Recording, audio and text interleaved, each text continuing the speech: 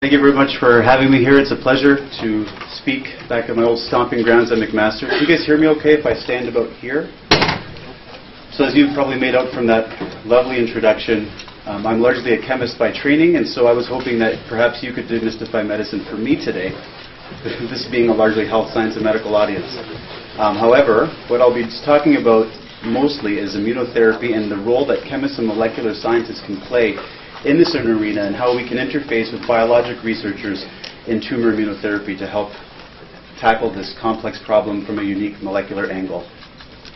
So shown here is a schematic of a general overall concept of a small bifunctional molecule, as you can see here, as denoted by this green triangle and a red hexagon with a little blue linker. You can picture these as both small synthetic compounds like drugs, for example, like ibuprofen, where this bifunctional compound can contact a cancer cell through non-covalent interactions with one unique receptor on the surface of the cancer cell, and at the same time, non-covalent interactions with immune machinery, in this scenario, antibodies, which then can recruit immune effector cells that are present endogenously in our serum, for example, to recognize the cancer cell through this tethering or bridging type interaction. So the brief outline is going to be basically two parts, where we're going to have a question and answer session in between these two segments.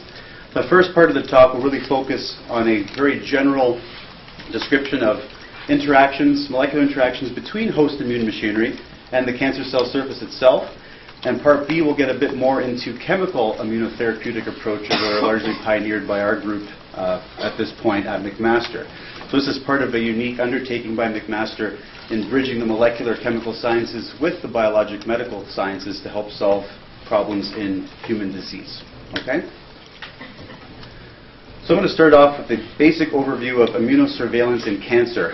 I think historically it was thought that cancer completely evades detection by the immune system, but more recently, through the work of a lot of brilliant scientists, we see that in fact it's very likely that the immune system does recognize cancer, at least to some degree, but then after a series of genetic events, genetic instability, you proceed through this equilibrium phase following, this is terminated by a cancer escape route. So you can see here at the very beginning, this is a very popular diagram for those of us that are immunology specialists.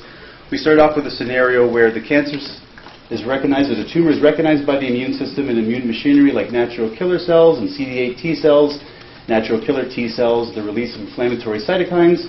We can see here the majority of the tumor cells have this kind of phenotype that is recognized by the host immune machinery that's then able to kill these tumors or these cancer cells. You can see here this dying tumor cell and this tumor cell variant that emerges that the immune system doesn't appear to be recognizing. What is thought is that this cancer elimination phase proceeds to an equilibrium phase where you kind of have this dynamic process between cancer trying to evade and the immune cell recognizing this evasion and killing it, until eventually you get this final phenotype of escape where the cancer is no longer recognized by the immune system, and that's when it manifests itself as what we know as clinical manifestation of cancer, the emergence of a tumor. So once it's gone past the immune's recognition point. And if the mechanisms by which it proceeds through equilibrium to escape are very complex and largely unknown. However, scientists like myself and a lot of the immunologists here at the McMaster Immunology Research Center make a career out of trying to understand these molecular mechanisms and coming up with therapeutic approaches to try and tackle cancer at this stage, whether to prevent it from reaching the escape phase or once it reaches the escape phase to be able to redirect immune machinery or therapeutics to selectively target and kill the cancer cell. So a consequence of this immune equilibrium phase and escape phase is the genetic instability of the cancer. And what this does, fortuitous for the purpose of immunotherapies, is it basically gives rise to a unique display of antigens on the cancer cell surface that we can potentially harness with therapeutics. Because as we know, the cancer cells are very similar to normal cells in many ways. However, there are these unique molecular signatures that only a cancer cell might have. So shown here are the major cell surface antigens that are expressed on the surface of a cancer cell that are unique to the cancer cell and arise as a result of this genetic instability in the cancer. As you can see here on the left, what's associated with a very high tumor specificity is this concept of neoantigens, where basically normal proteins have a unique mutation that now allows this to bind an MHC complex and be displayed to circulating T cells that will recognize this foreign antigen that is associated with the cancer cell only and kill the cancer cell, whereas normal cells will not have this unique mutation protein. So either the protein won't even bind an MHC complex, or you'll just have a normal version of that protein binding the MHC complex that the host T cells will recognize as self, because they've been tolerance selected and they will not kill the normal cell. Moving to the right towards more non-tumor specific type antigens that are on the surface, we have tumor specific expression shown over here, where other normal cells would not contain the expression of this, or possible cancer germline type progeny where you actually don't have HLA molecules, so even if the protein is expressed, it won't be displayed for the circulating T cells.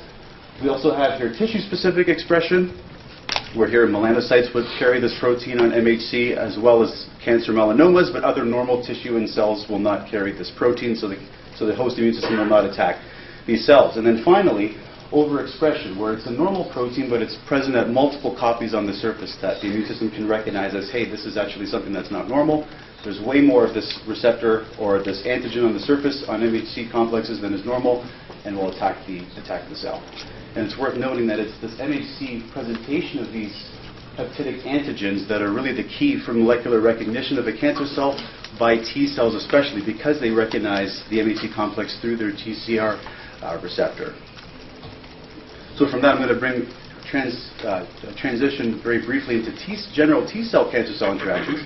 So I had mentioned this is largely an interaction between the TCR and the co-receptor of the T cell and the MHC complex on the surface of the cancer cell. And you can see over here an example of a cytotoxic CD8 T cell interacting through its TCR with a unique tumor-specific antigen that is bound to an MHC class 1, and then through stabilizing interactions with the CD8 co-receptor, we will have the CD8 T cell kill the target cancer cell. Okay? And keep in mind that the idea is that a normal cell does not have this antigen either bound to the MHC or it's a self-antigen, and then this T cell will no longer recognize it. And then shown here on the right side, in the case of CD4 cells, CD4 T cells interacting with antigen-presenting cells, you can see here it's a slightly related TCR and a CD4 co-receptor. So this is kind of the way that T cells interact with these antigens that are on the surface of cancer cells. And then on the right here, we kind of see the whole proteasome protein processing pathway that's involved in these cancer-related mutations in the DNA that then result in the translation of aberrant proteins that are then cleaved through a bunch of through proteolysis and then loaded onto the MHC complex, and then from there displayed as a foreign peptide on MHC that a T cell recognizes foreign and kill that cancer cell. All right. So the take-home message here is that the interaction between the T cell and the cancer cell is very dependent on the MHC presentation, which can often be knocked down in cancers, the binding affinity of the MHC molecule for that peptide fragment.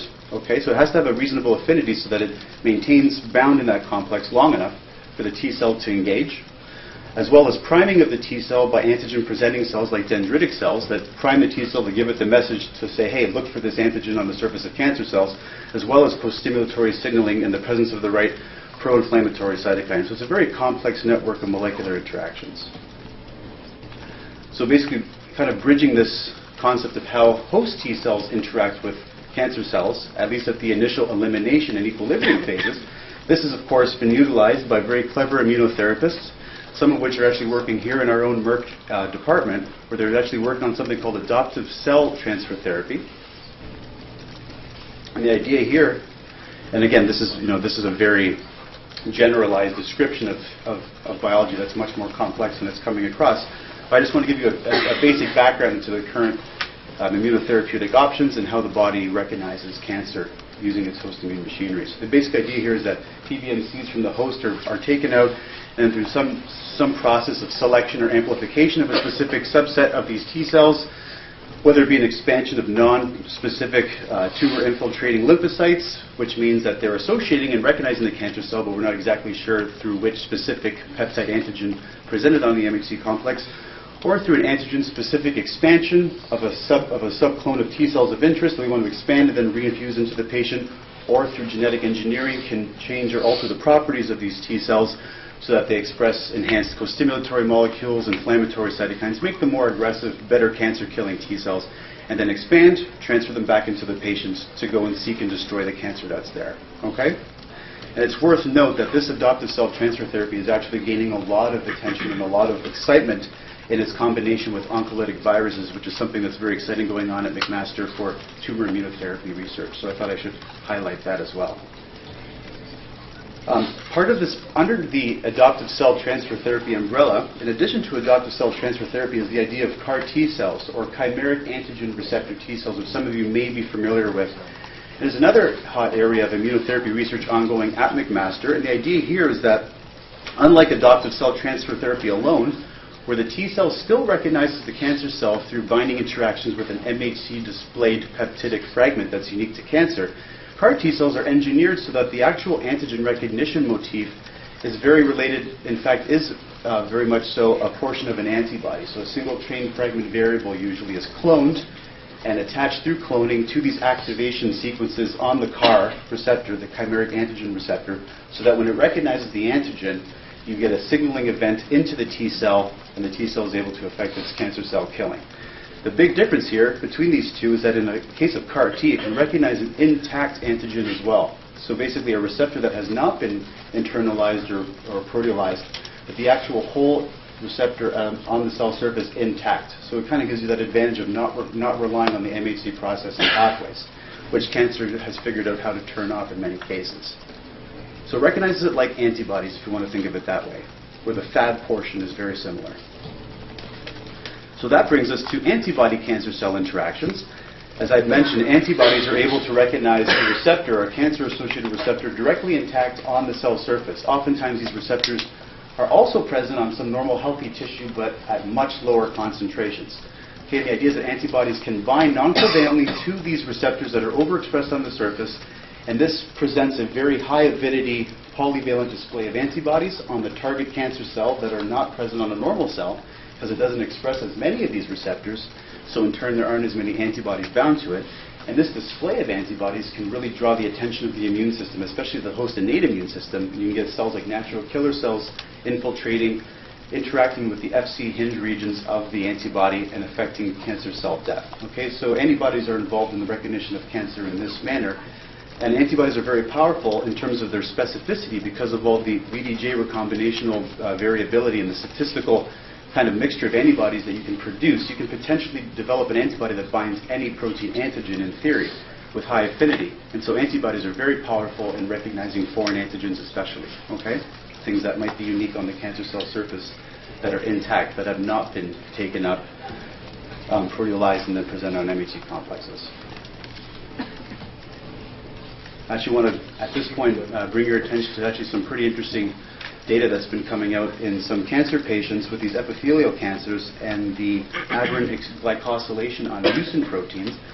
It turns out that these cancer patients have endogenous antibodies in their serum that recognize these very, very subtle structural differences on the cancer cell surface. They're only differing in the glycosylation pattern. And so people have identified these antibodies in serum.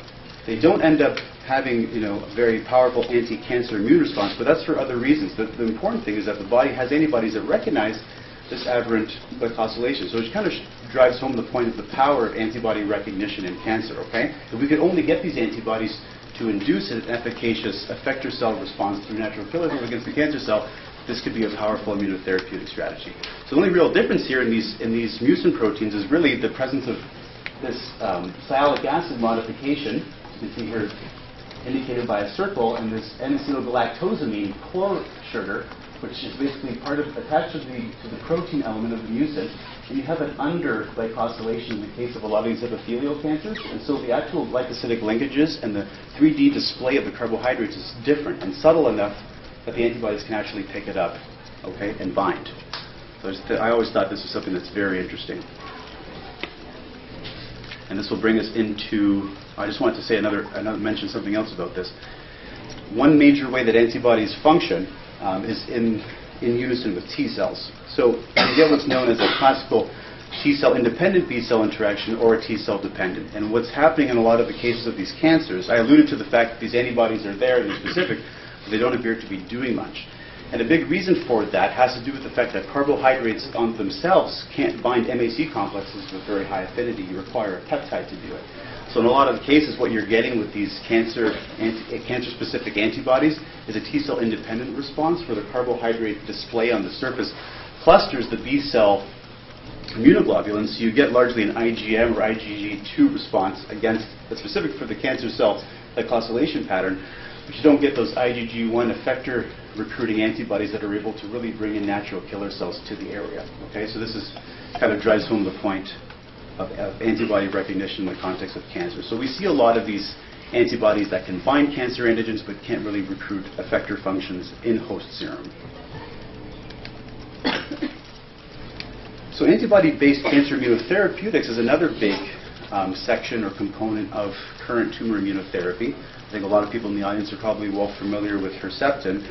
And these antibodies, along with the checkpoint inhibitors, are engineered to recognize a certain protein, intact protein receptor on the cancer cell surface or T cell surface and basically antagonize a native protein-protein interaction. Okay? So in the case of Herceptin, it's known that it antagonizes this growth factor binding interaction with HER2 that's overexpressed on the surface of these cancer cells. So the antibody antagonizes the native interaction that's required for signaling, but has another important mode of efficacy where, as I had just alluded to in the previous slide, IgG1 antibodies especially, through the Fc domain, can actually recruit immune machinery to the cancer cell surface.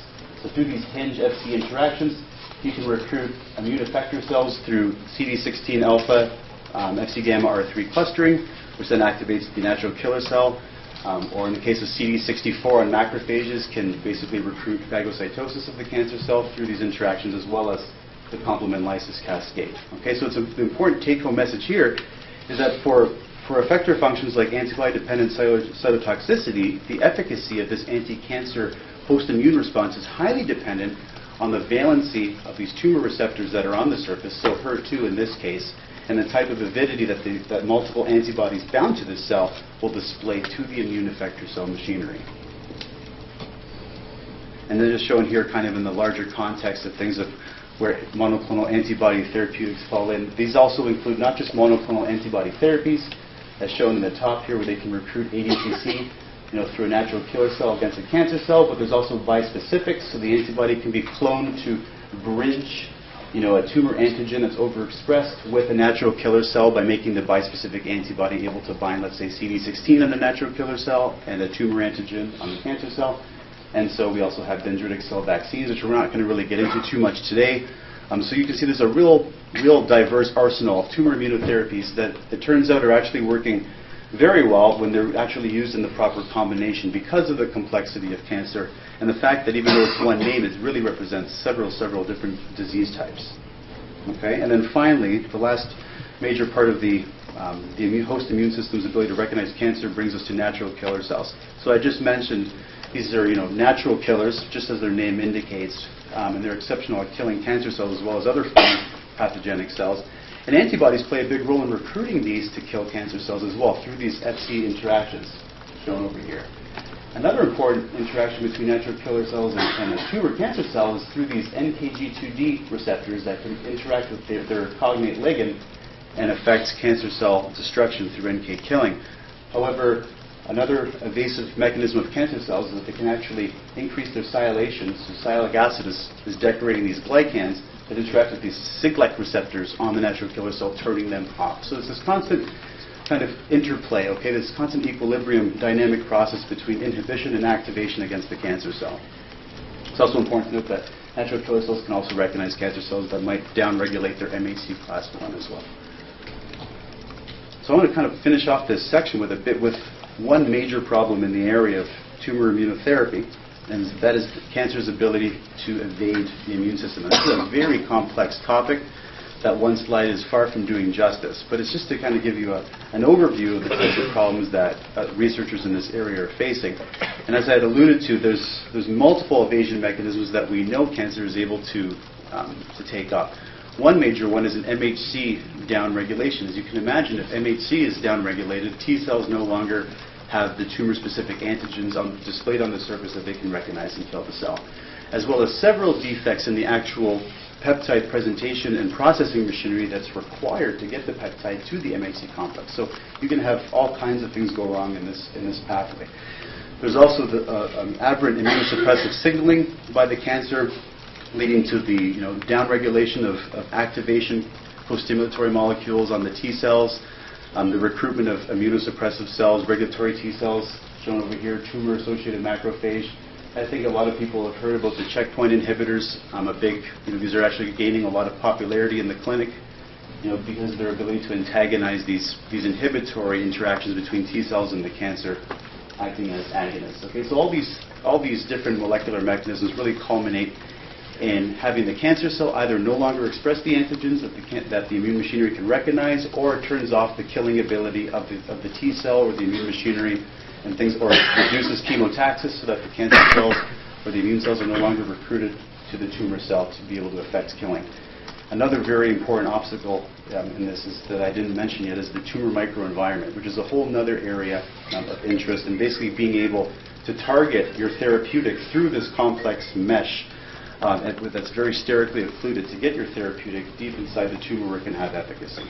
Okay, so these are a lot of the major problems that are faced right now in tumor immunotherapy. So I want to leave you with these questions that I consider important. I think many in the field do as well, for you to just consider and kind of digest at this point. Some general questions really are, what are the molecular origins of these relapses in response to treatments that we observe in the clinic? Why do these immunotherapies often have limited duration of efficacy, or the tumor always comes back? How can we better penetrate this sterically occluded tumor microenvironment with larger immune effector cell machinery, immunotherapeutics? How can we target what's called cold tumors, so tumors that stop releasing this chemotaxis to recruit immune machinery, start to actually becomes an immunosuppressive environment? How do we get immune machinery to attack these types of tumors? And of course, all of this being said, how do we target the tumor specifically with immune machinery and therapeutics as opposed to normal healthy cells, which have such homology in the cell surface architecture? Okay? And so from these general questions, I'd like you to consider some more specific questions, which is how important is immunotherapeutic tumor killing rate in overcoming these tumor immune evasion mechanisms? And to what extent are antibodies and immune cells sterically obstructed by the microenvironment of the tumor? And of course, in the absence of chemotaxis, for example, how can we target the tumor with immune machinery? There's no more signals to bring the immune machinery to the proximity. And what unique properties of the tumor surface and environment can we exploit? So we had already kind of mentioned the presence of tumor-specific antigens that arise from unique mutations. Are there other unique signatures of the surface or the tumor microenvironment that we can utilize?